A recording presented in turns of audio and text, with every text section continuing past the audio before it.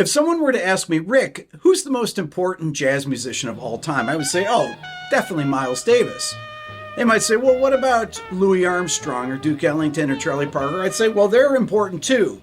But no one was at the forefront of so many different movements of jazz as Miles Davis. Here are some of my favorite interview moments where legendary musicians, many of whom played with Miles, discuss their experiences and the massive influence he continues to have across the musical landscape to this day. Watching you play with Miles Davis, there's videos for those of you that are on YouTube here, which you're watching this on YouTube. Go check out Robben playing with Miles Davis. And what's it feel like with Miles Davis? Do you even think about that when you were playing with him? That, yeah, I'm playing with Miles Davis. He's right on stage with you. Well, that's far more the salient aspect of it, is you are in his world. Are you aware of it when you're playing? Oh, absolutely. 100% of the time, every moment.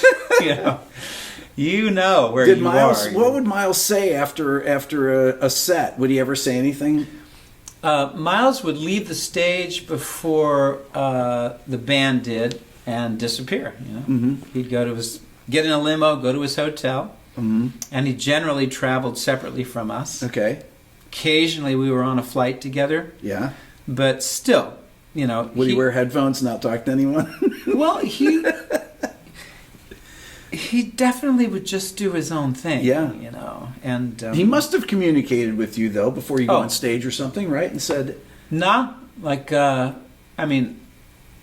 did a few times in odd places. Okay.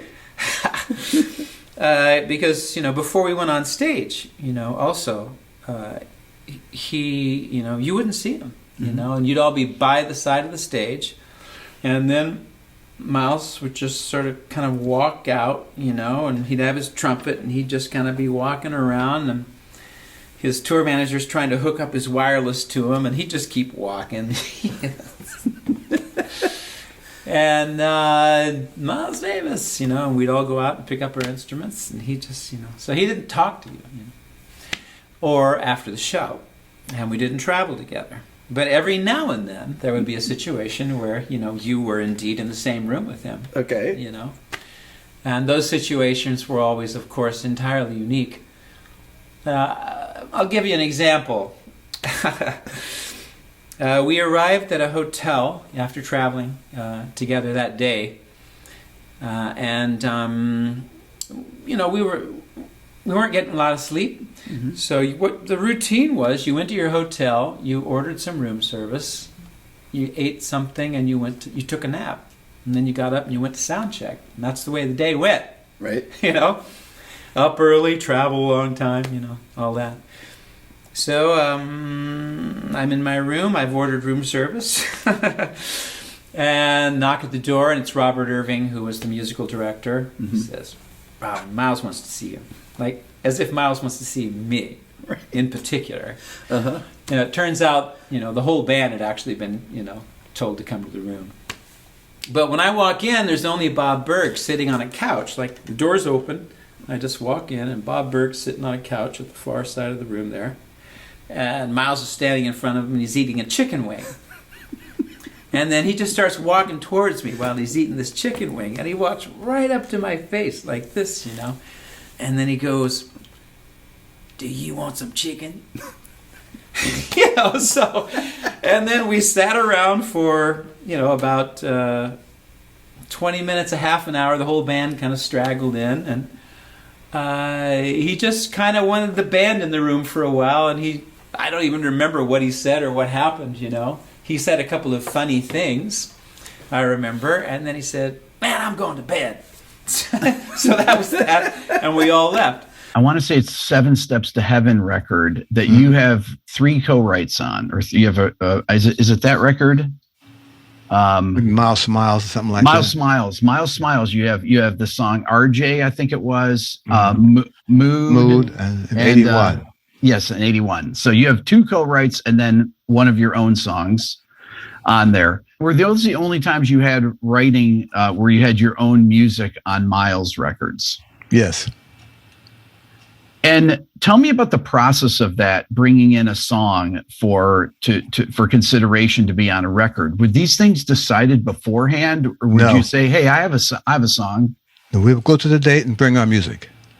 There's a 3 or 4 CD set, Freedom Jazz Dance. Yes. Where we walked into the studio and they turned the tape on before we had the instruments unpacked. So the audience gets a chance to hear this kind of discussion. And what I hope they picked up, first of all, Rick, is that Miles was interested in having everyone's point of view. He would say, "Tony, play this," and Tony said, "You sure you want that?" Or he would say, "Herbie, can you watch this chord?" And Herbie would say, "Yeah, but this may be better," or whatever. Our comments responding to his comment to us were not, "Yes, sir, we'll do this right away." It was, "How about this idea?" And he was open to those kind of suggestions. And unfortunately, people don't see him as being that aware of other opinions for whatever reason. Mm-hmm. We were in his band, and he understood that he's hired these people to help him do whatever he thinks he wants to hear next. To get that to come to fruition, he has to allow these guys to do what they do and say what they want so he can find out where they're coming from and how close are they to be on the same page for his view of what he thinks he wants. Unfortunately, there's no common language for jazz. Right. There's no phrase that everyone knows, "Oh, yeah, I mean that." But that involves a lot of trial and error, I hate the guy say, "Hey, man, can you play a little more orange over here, a little more blue over there?" We get kind of stuck with that kind of analogy because we understand that it's important to communicate verbally. We don't have enough common words to do that. Not really. And I think because the words are so fragmented and so off the wall, it's difficult to tell a guy, "I want this," and get it right away. So the process seemed to be, we bring in music to the date, we make sure that we read it through, and we decide what can we do to make this song sound better, whatever that is. And the person who wrote it accepted those contrary voices. He wanted to hear what the band thinks of his tune. He wanted to know, how could the band make this song sound good with no rehearsal, no one at gig playing, right in the studio. Wayne, Herbie, me, we trusted each other's point of view to comment on something that maybe wasn't exactly what we had in mind, but I think we exactly weren't sure either. And whatever comments we had from these guys who we trusted with our lives, night in and night out, please, do like that. Help me out here. Reel me in. That. In fact, when I was with Miles, he wasn't really happy with who was the alto player in that band at the time. And he asked me to show him how to bend notes. Miles asked me, "Can you do that?" I said, "No, he's not going to like this." And by the way, Miles was so beautiful. He's such a beautiful guy. Was he? Yeah, the people that had trouble with him, like maybe Chick at some point, I never had that kind of problem with Miles. Would you hang out with Miles after the shows? Like, what would you guys do? The first time I had a chance to talk to Miles, I saw his quintet in what was the name of that club in New York? Not the Village Vanguard, the Village Gate. Okay. I saw him there with I think with Chick, and I was playing in a club in Paris called Le Chameleon. Okay. I think also there was one called Le Chat qui pêche, the cat that the fishes. I don't know. But anyway, it was so small it could hold about 10 people in the audience downstairs. And Miles brought his band in. Okay. So I was playing with Aldo Romano and JF Jenny Clark, they were both good. I was a big friend of Aldo's. I wrote some memoirs and I have him a lot in that. But Miles came up to me and said, "How do you do that?" And I said, "What do you mean?" "Play from nothing." I said, "I just do it." That was the beginning of that. And then, how did you get the call? How do you get the call to do things like that back then, Keith? Do you get a phone call from Miles, or? That's interesting. He came to a club while I was playing, And he also said some very interesting thing at the time. Okay. He said, "That's not your instrument."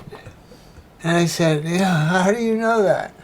Everybody is, I mean, because I loved the horns, I loved trying to sing. Those are the only words that we shared at that club. I'd like to take a second to talk to you about this channel. This is actually Rick Beato too. I've had it since the beginning of my main channel, and many of you are not subscribed. As a matter of fact, 87% of the people that watch this channel regularly are not subscribed. So I encourage you to hit the subscribe button on this channel and on my main channel. This will help me get even more of my dream guests and help continue to grow both channels. Thank you. So I played, as you know, in Miles Davis's band, which was a very electric Miles fusion music. Yes. And his own version of fusion that he invented. Yep.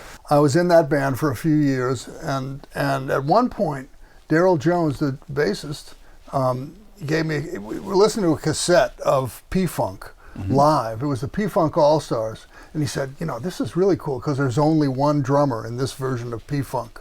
Usually P-Funk had 3 drummers or something. Right. And it was like there were two 90-minute cassettes that we would listen to, which was this huge long concert with this one guy it was great drumming. And I remember listening to that over and over again with Daryl. And then I met Gary Granger, the bassist. I met him through Mark Copeland, who was a jazz pianist. And he said, listen, if you're going to do funk like Miles kind of band or whatever, you should try my friend from Baltimore, who's this guy. He doesn't read music, but doesn't matter because he can play anything. And so I met Gary, who could. I taught him all those tunes, like just played him through a couple of times, and he had this photographic memory and learned it all perfectly.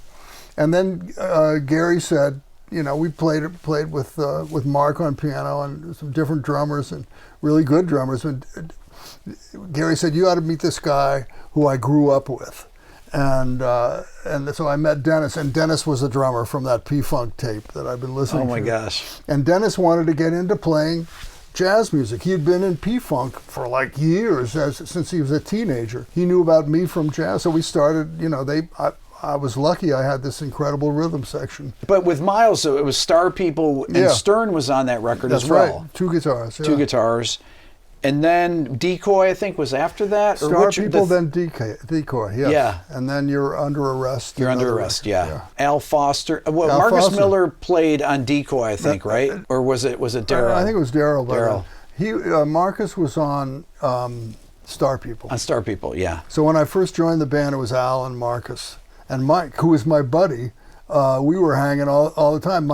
I was around New York, and Mike had moved to the city, had this apartment above a bar in Lower Manhattan on Grand Street. And he convinced the bar owner to have music, you know. And it became this great den of iniquity scene where we would play all night, and Jocko was hanging out. It was crazy. And but Mike was my pal, and he got the gig with Miles. And then after he'd been with Miles for, it was a while because they made that first record. That's right. Miles's comeback record. And then at one point, Miles wanted to get 2 guitars, so his saxophone player, Bill Evans, who was my pal, got me on the band. Miles, you know. Miles. So what?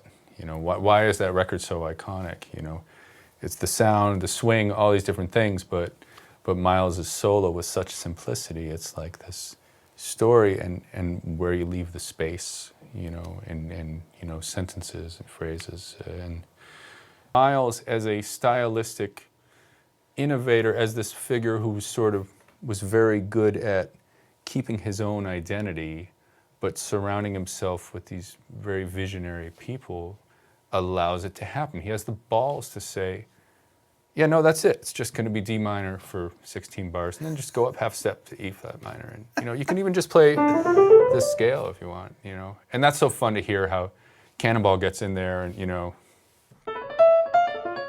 he's trying to. It's nice. Everyone's just willing to contribute to anything without any thought of where it falls. I interviewed Ron Carter last year, and I asked Ron, I said, Ron, did you guys ever rehearse for Miles records? He said, no, we'd show up and we'd put the chart, just like you said. Yeah. He said he just put the chart on, we'd look at it for a second, and then And roll. Yeah. And I said, well, what about when he recorded, he was on the Maiden Voyage record with Herbie, and he was on Speak No Evil. Yeah. And I said, what about those records? He goes, oh, we rehearsed one day, the day before for those, but that's it. He goes, but Miles records never rehearsed, to your point. Yeah, and they have a different feel than those records, man. That's right. I mean, and I love them both for different reasons, but the Miles stuff always had a little different edge. Yeah. Like it felt like it could just come apart at the seams at any time, or there was just a lean to it too, and you can feel when people are playing comfortably or playing like maybe their toes over the edge of the cliff. I heard a thing that supposedly Miles had said at one time when he was telling somebody to think differently about their instrument. Listen to what's in your head and don't play it, and then play in the space. And I thought, whether that's true or not, that's a cool concept. It doesn't matter whether it's true or not. That's amazing. You know, and so if you're thinking, like,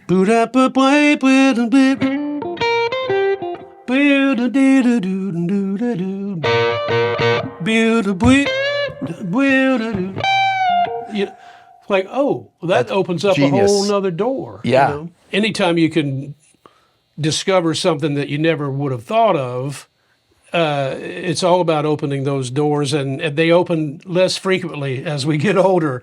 So when it happens, you know, it's important to kind of run with it, you know. Miles was such a huge influence in so many great musicians, no matter what the genre of music they play. I look at Miles as being such a example of how to approach an artistic career, and the way that he was constantly moving on past whatever he had already done. Never went back. And I learned that as a teenager, that was one of the things that made him so great. You know, people were criticizing his new records and saying this isn't as good as what came before it. And then 3 years later, they were holding those records up in the light and criticizing whatever he was doing then. That's right. You know what I mean? Yeah. What a great example of how to just exist for the art. You know, he was just fantastic and a huge influence on the Allman Brothers. They Kind of Blue especially. Absolutely. If you are looking for an entry point into Miles Davis's music, I would suggest the following albums.